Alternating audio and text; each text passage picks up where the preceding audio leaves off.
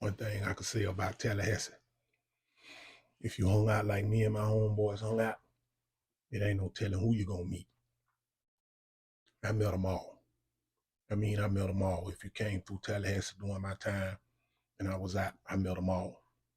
One night, I was in the moon and I was sitting at the bar getting me a bottle of water, you know, just, trying to stay hydrated, kind of hot. A lot of girls in there, so temperature was always hot. Anyhow, it was a chair sitting next to me, a bar stool right next to me, and in comes the great Fred Taylor. And I looked at him and I was like, "What's happening, man?" And he was like, "What going on with you, boy?"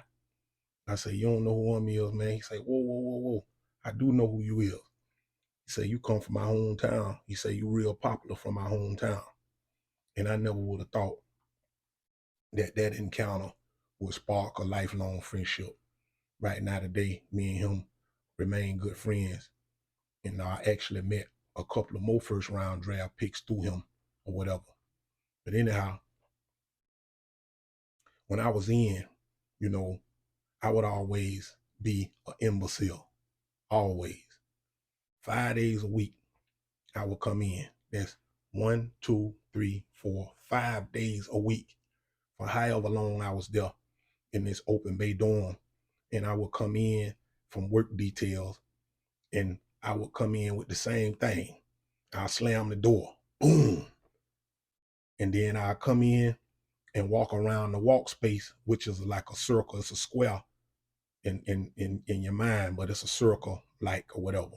I would walk all the way around and I would do this beatbox. And everybody, all the older guys, white, black, Mexican, whoever it was, they liked it that. And I kept everybody's spirits up, man, because I never get up too high and I never get down too low. Anybody know me, know I'm always on go. But anyhow, I used to tell them about, Fred when I was in and how I was friends with him or whatever. And this was his rookie year. And he would have got that rookie of the year. And Hall of Fame, man, for Fred T, man, because he deserved that. But he would have got that rookie of the year if it wasn't for Randy Moss. Randy Moss just went crazy. Fred went crazy, but Randy Moss went crazy too. But anyway, all these men and, guys from different places, when you in, it's kind of like a football team. And it's funny that I'm on football. I'm going to stay there right now. These football teams are put together by people from all different races, from all over the country, and they come and they get these personalities and these talents and they squeeze them together. So you never know who gonna be the star from South Carolina, New York, Florida, Georgia, Alabama, Mississippi. You never know. So these guys and I just would respect them. And I remember one name that stuck out to me. And it was a guy named Charles Trice. He slept about 3 beds over, older white guy. I would say he was about 65, 64, 65, something like that. But he was easy going. And he would never mess with me when I was doing my rhyming or whatever. He just used to think I was a funny guy because, like I say, my personality is just was always like a breath of fresh air everywhere I went. So, just being in there with these guys and that one name stuck out to me because he looked like somebody. And what I mean by that is he carried himself like he was somebody. You ain't never seen him, with his shirt hanging out. He was always tucked in. He always was immaculate, always had his hair combed a certain type of way. And I paid attention to that. You understand? So when I finally got out and started sending all these pictures back of me and Fred Taylor, because again, I'm on Fred, but I'm on Mr. Trice as well. Fred sent the caravan for me. I came to Tallahassee. He sent his Lexus, Tico Brown. I don't think Tico went pro, but Tico Brown, he was the safety for the Gators when Fred was their number 33. He sent Tico Brown and he sent Big Mo Collins. Rest in peace to Mo Collins. He was a first round draft pick for the Raiders. And they just came and got me, man. I got out and Fred them came and got me. So I sent all them pictures back in there to them guys.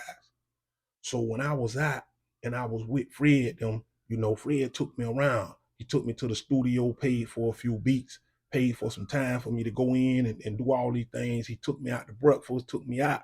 He was just happy for me to be out. When I was with them, I was up late night looking at the TV, and I was just flipping through the channels in the hotel in Tallahassee.